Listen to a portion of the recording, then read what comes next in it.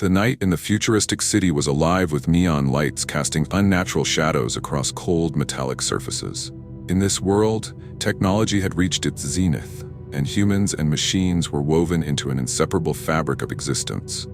Yet, amidst all these advancements, something strange lingered in the background. A mystery that most couldn't comprehend, but one that evoked both curiosity and fear. At the heart of the city stood a towering structure known as Spire 27, the planet's most secretive research facility.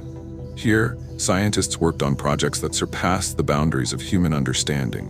Rumors swirled about experiments involving time travel, digital consciousness, and even communication with parallel universes.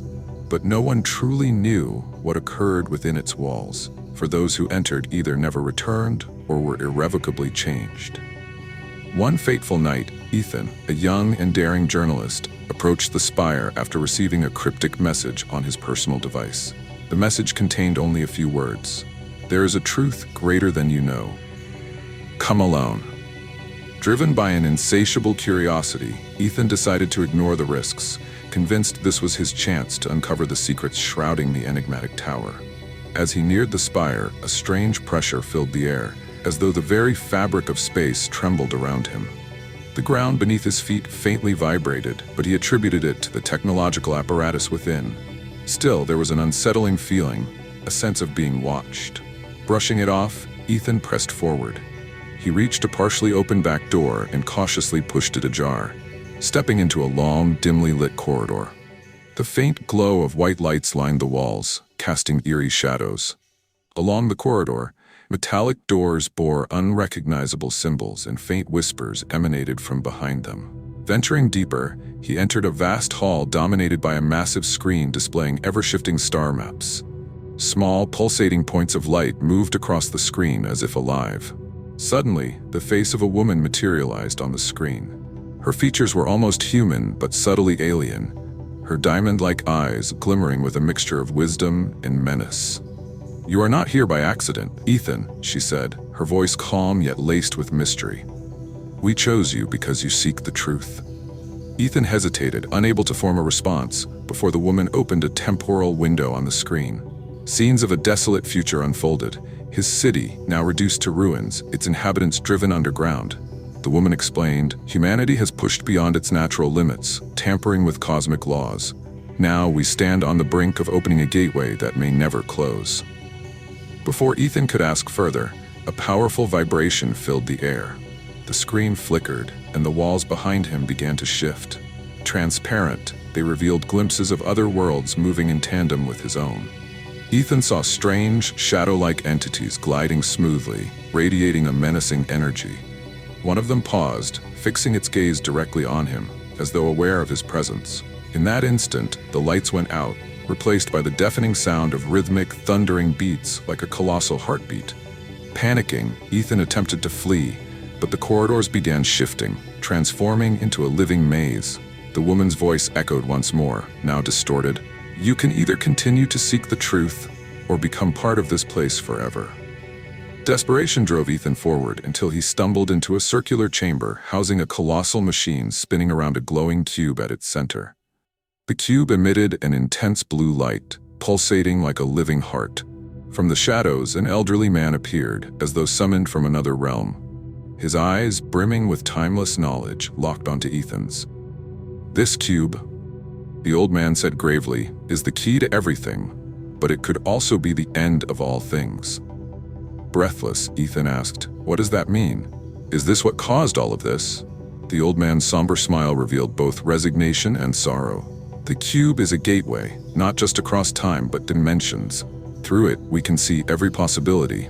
But such knowledge demands a heavy price. We tried to control it, but we didn't realize we were playing with fire."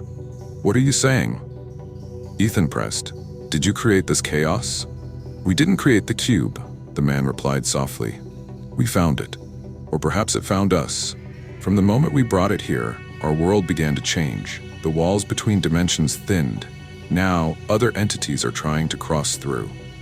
Suddenly, the ground shook violently. The shadow-like creatures began appearing in the room, more solid and menacing than before. They were no longer just shapes. They were amorphous beings of living smoke, radiating dangerous energy. "They're after the cube," the old man shouted.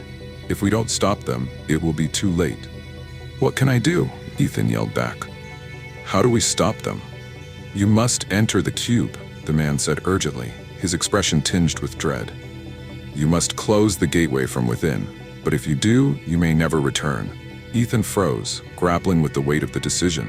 He knew this mission might cost him his life, but he also realized the responsibility thrust upon him. Taking a deep breath, he met the old man's gaze. "If this is the only way to save everyone, then I'll do it." As he approached the cube, a strange energy surged through him, a mix of searing heat and icy cold. The moment he touched its surface, a burst of blue light engulfed him. Ear-piercing screams echoed as the shadow creatures recoiled, writhing in agony. "Remember, Ethan," the old man called out. "What you see inside may not be real, but your choices will determine the fate of us all." Without hesitation, Ethan stepped into the cube. What happened next felt like stepping into a dream. He found himself in an infinite void, surrounded by a sea of stars and swirling lights. A chorus of voices, speaking in countless tongues, resonated in his mind. Strangely, he understood them all. "You are now at the heart of the truth," the voices intoned in unison. "Are you ready to make your choice?" Ethan stood there, bathed in the cosmic glow, acutely aware that the decisions he made here would forever alter the course of his world. "What is the choice?" he asked, his voice trembling yet firm. The voices paused before replying.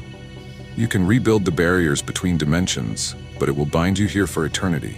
Without your presence, the connection between the cube and the outside world cannot hold. Or you may leave, but the barriers will remain broken, and chaos will consume your world." Ethan felt the enormity of the moment. Both paths demanded sacrifice. He closed his eyes, drawing strength from the memories of the people counting on him, the families he had seen, the shadows consuming the city, and the hope he had ignited. "I'm ready," he finally said. "I'll stay. If that's the price to save the world, I'll pay it." The void around him began to shift. Lights grew brighter, forming intricate patterns like living walls. The voices softened, as though they approved. "You have chosen wisely," they said, their tone now calm and harmonious. "You will become the new guardian. Your presence will stabilize the dimensions, but you will not be alone. This place is a reflection of your spirit, and you will learn to master it." A profound sense of peace washed over Ethan. Though he knew he would never see his loved ones again, he was comforted by the knowledge that he had saved them. Looking up, bathed in radiant blue light, he closed his eyes, embracing his destiny. In the world outside, the old man and the survivors witnessed a sudden stillness. The shadow creatures vanished, the earth steadied, and the once vibrant cube now lay dormant, a simple metallic relic.